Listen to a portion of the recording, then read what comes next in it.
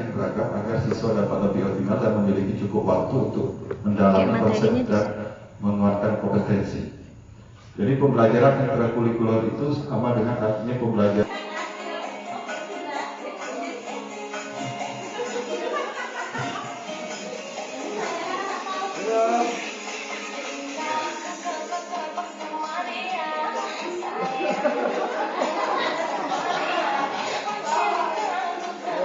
Baiklah, kita lanjut ke sesi 4 mengenai tujuan pembelajaran. Kepada Pak Miin kami persilakan.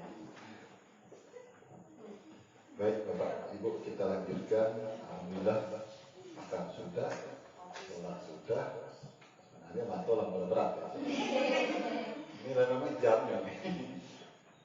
Kita masuk ke sesi berikutnya, yaitu tentang tujuan pembelajaran. Tadi sebenarnya sudah secara tidak langsung sudah Bapak Ibu tulis tadi KTP itu.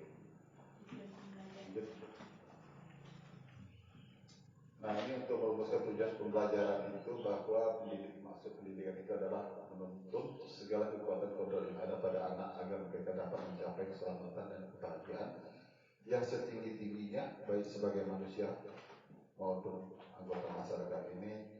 Pesan dari Bapak kita Ki Hajar Dewantara, di mana mengharapkan bahwa anak itu sesuai dengan kodrat.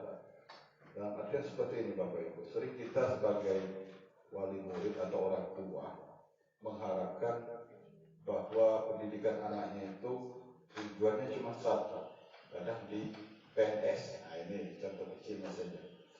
Padahal kalau dilihat dari harapan apa yang dikatakan oleh Ki Hajar Dewantara ini tidak seperti itu.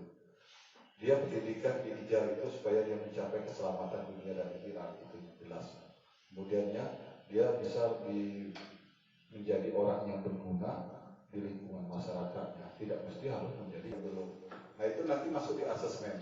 Agak sedikit ngawur sih, cuman kita tujuannya adalah agar kita memperhatikan tahap perkembangan anak. Saya contoh kasarkan tadi, kalau anak bayi seharusnya masih makan bubur, tapi kita kasih makan nasi rendang.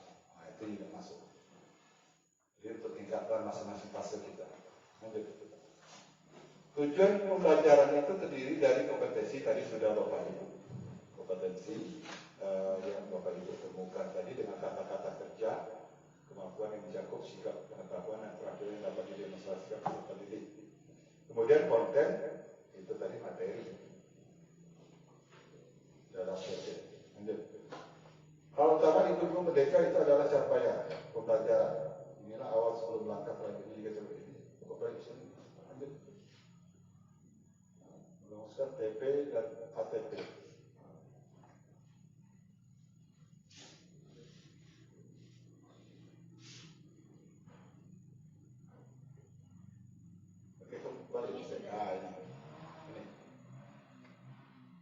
Ini Bapak Ibu, ini contoh dalam CT.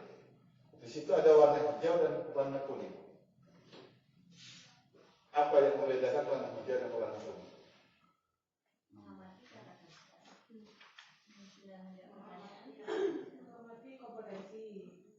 Yang kuning. Yang kuning itu adalah kompetensi, sedangkan yang warna hijau konten.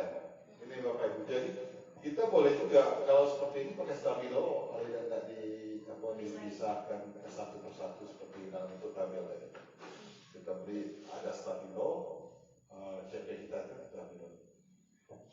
Jadi yang kuning itu kompetensi tadi, yang kata kerja, mengamati, menyusun dan menjawab pertanyaan, membuat prediksi, berpartisipasi dalam pendidikan, mengeksplorasi, melakukan pengukuran, mendapatkan data, mengorganisasikan informasi, mendiskusikan dan membandingkan, kemudian mengkomunikasikan. Nah, itu yang kita pindahkan tadi ke bentuk tabel yang Bapak Ibu lakukan. Artinya kontennya dapat, materinya dapat. Materinya terdiri dari fenomena dan peristiwa, kemudian panca indera, objek dan peristiwa di lingkungan sekitar, kemudian alat sederhana. Itu materi. Sekarang sesi kelima tentang alur tujuan pembelajaran. Kalau kita mendengar alur itu apa kira-kira? Urutan. Ya. Nah, untuk alur tujuan pembelajaran ini untuk kita sama ketahui bahwa belum ada format yang baku. Tidak ada.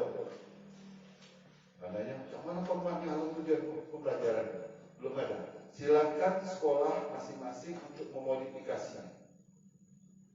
Seperti yang disampaikan Pak Rianto tadi benar, alurnya. Alur dari awal, dari start fase sampai dia di akhir fase. Makanya kita perlu menentukan tadi tujuan pembelajaran Bapak Ibu. Kan dari CP tadi kan dapat tujuan pembelajarannya. Yang pertama tadi satu, misalnya siswa peserta didik mampu dapat mengkomunikasikan ini. Jadi dua, peserta didik ini, tiga, peserta didik kan itu tujuan pembelajaran semua. Nah, untuk alurnya itu kita buat seperti ini aja Bapak Ibu. Ini awal fase, artinya mulai dari kita mulai ngajar itu, kita urutkan aja tujuan pembelajaran 1, TP 1. Setelah TP 1 nanti lanjutkan ke TP 2, TP 3, TP 4, TP 5 sampai habis. Ya, fase A itu kan ada fase 1, ada fase 2. Nah, yang bedakan itu nanti setelah dapat kita TP, ini tadi masuk ke kelas berapa, dikasih kode 1, kalau kelas 1, 1. 1.1. Berarti yang punya kelas 1. Ya. Kalau kelas 2 dia mulai dari 2.1. Kalau 3 ya 3.1, 4 sampai 6.1. Itu urutannya aja kita alurkan. Nanti dilanjutkan oleh guru kelas 2. Kan tahun depan kan kelas 2 kita sudah ada, kalau seandainya tahun ini sudah masuk kurikulum merdekanya, kelas 2 ini sudah masuk 2.1. Jadi ini saja Bapak Ibu tentang alur tujuan pembelajaran itu.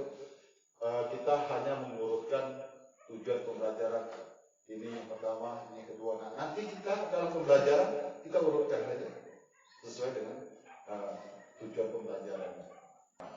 Nah, untuk pembelajaran yang akan kita laksanakan itu namanya di dalam perangkat ajar.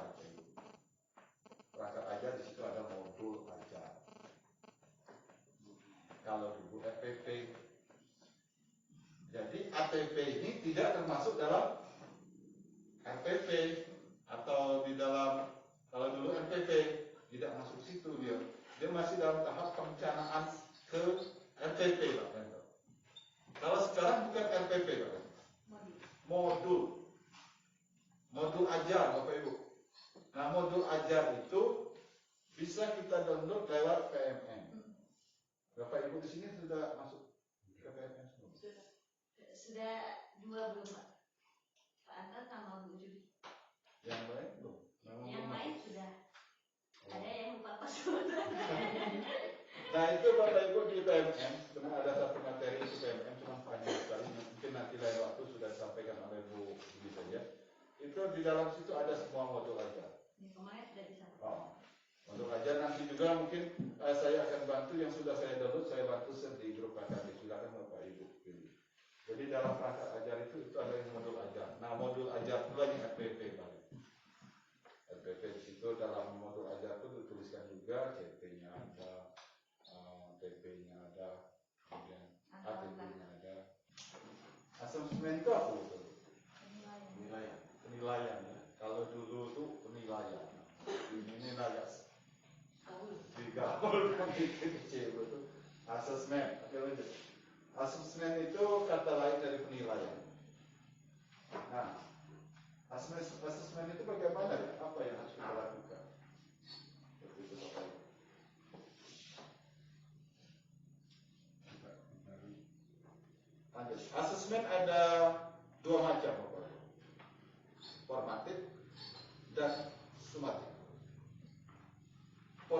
formatif itu dia dilakukan per TP. Nah, jadi setiap TP itu Bapak Ibu itu diadakan kontes apa asesmen formatif. TP 1 selesai formatif, TP 2 selesai formatif, TP 3 selesai formatif.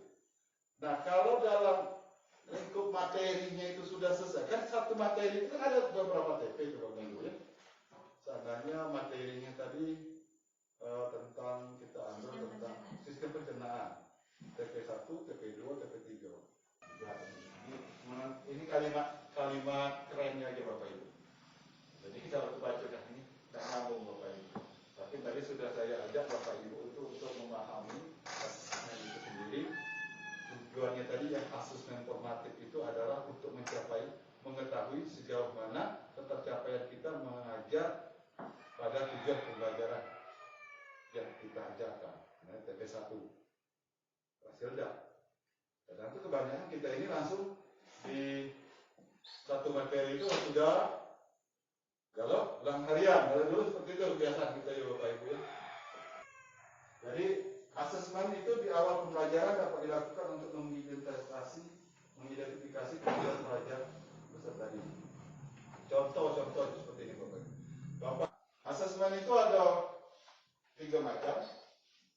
Asesmen S-learning, asesmen for learning, dan asesmen of learning. Ini asesmen sebagai proses pembelajaran. Di saat pembelajaran bisa kita lakukan limpahan pertanyaan-pertanyaan. Ini untuk melakukan refleksi proses pembelajaran. Kemudian ini juga berfungsi sebagai asesmen formatif bisa Bapak Ibu.